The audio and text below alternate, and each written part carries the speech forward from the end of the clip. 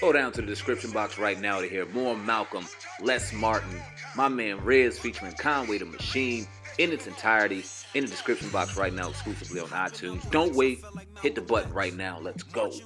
Y'all gotta let us know. I mean, if y'all got something that y'all want us to talk about, we got so many things that we talk about against the grain, but we're ultimately, going to go to what the listener wants to listen to. I mean, we do analytics and metrics and shit too, the two of us, and we make sure that we take care of the listener.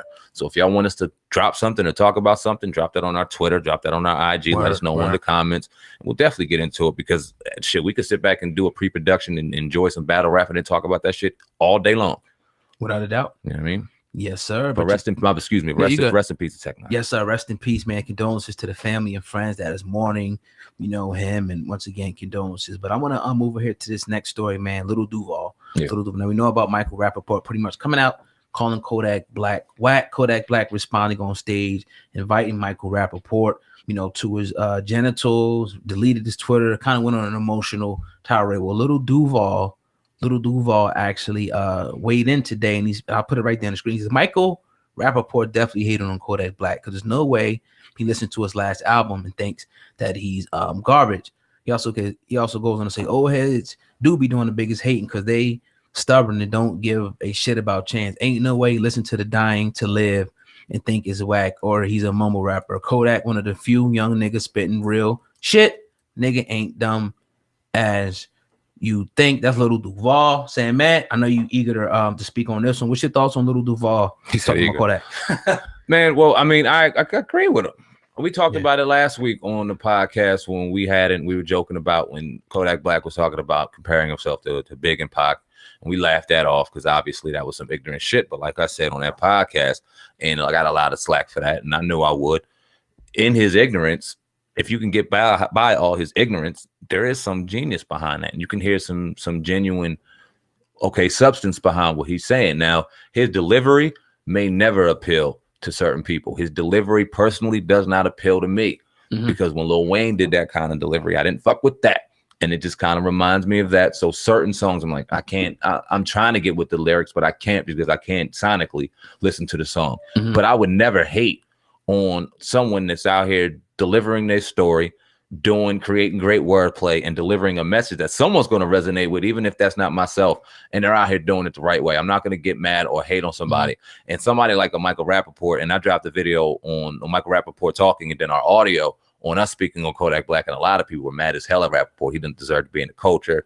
Don't talk about it. Don't this, don't that. I'm not going to go to that degree all the way, because he grew up in New York around the hip hop culture. He does have talk when it comes to who's good and who's not in the older school, but he doesn't give credit where credit's due when it comes to the newer school, even though you may not listen to it or not. And you jump to some pretty rash fucking conclusions that, you may need to be checked on sometimes. And I'm glad Lil Duval, 40 years old and higher, said something to him about it. I agree. And the conversation we was having on this podcast, we were kind of talking about Weezy. And it was funny because somebody said in the comment that was going at you, they said SamAnt must didn't listen to Weezy's last album because you say he didn't really have the lyrical content, like that or whatever. I'll listen to it. I'm still saying what the fuck I'm saying. I mean, it is what it is and shit, but a lot of upside with Kodak Black, obviously. I think some guys do dumb themselves down. I could agree with that, you know what I mean? So shout out to Lil Duval, man, for coming at Rapaport, man. What do you think about Rapaport?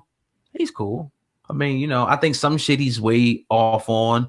I think he can say whatever the hell he wants to say. He was definitely involved, but some of the shit he's way off base. He's been way off base a couple of times. Definitely, even with the Meek Mill, that was stupid, man. Retarded. Yeah, so it's just like, that's why you shouldn't be talking, nigga. And that's why, I mean, and to talk about him real quick, you got to let an old school comedian run his fucking mouth and not put substance to it. Kodak Black, you don't need to delete your Instagram. Not that he deleted it because of that, but it's just been you've seen a young MA, you've seen this, so he just been in the news and having the seemings though defend himself, while he feels as though he needs to go on live and talk about it. It's like, just stay off the fucking phone. That pressure, this man. Shit ain't real. The shit ain't real, man. It's different at the guest, man, SamAnt, because maybe, we don't know how it is to have, 20, 30 people every hour send you a message saying some shit. Very true. You know what I mean? It could be on a whole nother level to where it gets to these people. That's what I'm just thinking. Where they feel like they got to respond like young MA every time. Look at your phone, somebody saying something, your inbox, your email, text. You know how that shit goes. That's just corny. Yeah, and it happens like, I mean, it was some I think it was Cardi B's sister, and she showed her phone one time, and it was people just threatening her all day, saying all types of shit. It's just a normal thing to these people. Once they get to a certain way, people get your number, people start hitting you all day. So it might be a little bit easier said than done, but you know, you got to try to maybe you don't need to have a phone. If that's the case, stay off that shit. I don't know. Yeah, not have a phone in 2019 is damn near impossible. But it's like shit. I hear you, man. It's how do you stay off it? And how do you ignore it? Because we could sit here and go and alerts can come off all day and it's almost impossible not to respond. Yeah. But it has to turn into a discipline in the science because you don't see the best responder. And I'm sure they get shit too and they can still maneuver and just understand how to really maneuver. So shout out to Kodak Black, shout out to Rapaport, Lil Duval, everybody involved in this situation, man. You got to believe what you can believe and just keep it how it is. Yes, sir. But you're tuned into the Uncensored Truth podcast with your brother, God and SamAnt. Man, that's another episode in the books. We about like almost episode 130 something right now, 132 I think. All right, I'm gonna tell you right now officially on the podcast, because I've been counting our lives as episodes every Friday evening, so that might not go into the equation, but this right here is officially episode 135. All right, I'm close. Yeah, that's what's up, man. We killing it, man. You know, at least 4 or 5 episodes per week. Stay tuned for the Wake and Bake podcast. That'll be coming, I think, in April. Let's do it in April. Yeah, let's drop that shit in April, man. Let's do it, man. When the weather breaks and we enjoy ourselves, man. We got a great episode coming up tomorrow, man. You want to speak on that a little bit, man, now that we made that, lock that in as official? Well, people that'll be listening to this probably tomorrow morning on Spotify, iTunes, even on YouTube. Today you're going to be seeing it today. We're going to interview 2 members of the Jackson family, Taj Jackson, you know, and the other young lady.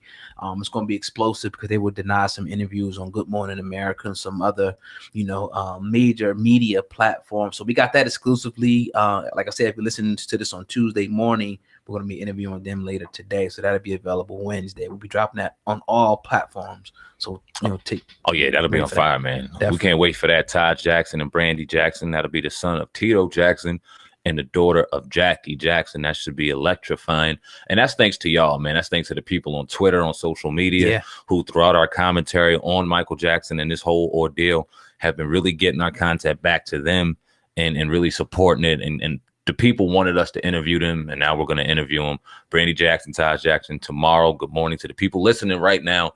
Later on this afternoon, should be electrifying, man. We're looking forward to it. Yes, sir. But that's another episode of the Uncensored Truth podcast. No matter where you're listening to, just please, the only thing we ask you to do, if you enjoy the content, just to share this one other person, man, whether it be on your Facebook timeline, or if you can just go ahead and text it to a person, let them know to listen to the Uncensored Truth podcast. I'm God, that's SamAnt, man. And you're listening to Rez 609. Also, make sure you go download his music on iTunes. That's pretty much all I got, SamAnt. Yeah, man, indeed. Keep moving, keep striving, keep believing. Another episode in the books. We will see you tomorrow evening for that explosive interview, man. We're out of here. We bless. We love y'all. Peace. At least 1,000 people in there for this information. You see the shirt right there. We purchased Landlord. It crosses out Trap. I thought it was an unprecedented, you know, event, because my thing is like, you don't have to do this. You know what I mean? Even though some people say, well, he charged money, you know, for the event, fine. But the type of information, a lot of times you go to events like that and it's just to get you to come in and buy and to make more money off you. This event right here actually gave you the tools to get it. Like if you wanted to start tomorrow, you would have the blueprint to actually do it and get started buying properties, rehabbing properties, and getting it done. So I'm going to actually thank everybody. I didn't get a chance to do it personally, but if I did get a chance to talk to them, I just want to thank them for actually doing that, because like we said, it changed our lives. It did, man. And the only thing that they did have to sell in there during the day were the t-shirts for $20. Everything else was just out there, and it was damn near free game. The $100 to walk in there was worth its weight in gold, and they could have sold or could have sold that for way more, given the information that we got. I mean, we got a blueprint, like I said earlier, from A to B on how to really get into something that we've been whispering about and talking about for about a year now. Had our trials and tribulations going through that, but this was always one of the things that we wanted to step into: real estate, ownership, property, something, one asset that they always know can appreciate with value, things we want to look into, and we know the market and we understand the money that falls into real estate. But we really could honestly, humbly say we didn't know too much about how. Yesterday, we found out how. And then you have Congressman Marty Smalls in there with the 2 exceptional ladies that are in charge of real estate in Atlantic City, giving their time and giving their knowledge and giving information that they don't customarily see at certain seminars. So we definitely was at the right one. And like you were saying, unfortunately, when we looked at the area and where we're at, we're seeing that we don't. It's not going to be a lot of people in there. And then to see thousands and thousands of people interested in wanting to be entrepreneurs, it was inspiring as hell. You had people from Philly, Jersey, Delaware, New York. So it was just a whole tri-state